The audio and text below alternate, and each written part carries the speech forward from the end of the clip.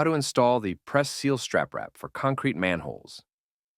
Start by cleaning the exterior surface of the manhole to prevent debris from interfering with the coupler system and the joint. Carefully remove the tape holding the straps.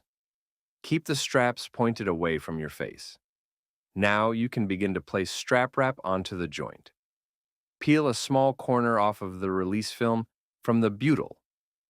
Place the tail end of the strap wrap onto the exterior wall surface of the manhole and begin to apply by walking around the circumference of the manhole, ensuring that you're spanning the joint and creating an overlap.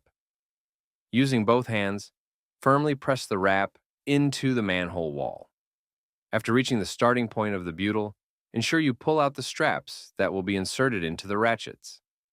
Pull the ratchet to a 90-degree angle and insert one end of the strap into the ratchet slot. Begin ratcheting to tighten the straps down. Now insert one end of the strap into the protective sleeve and gently slide it down into the sleeve. Remove the protective release paper from the flap and prepare to lay over the ratchets. Cover the exposed ratchets and firmly push into place. This will ensure stronger contact to the ratchet and butyl strap wrap.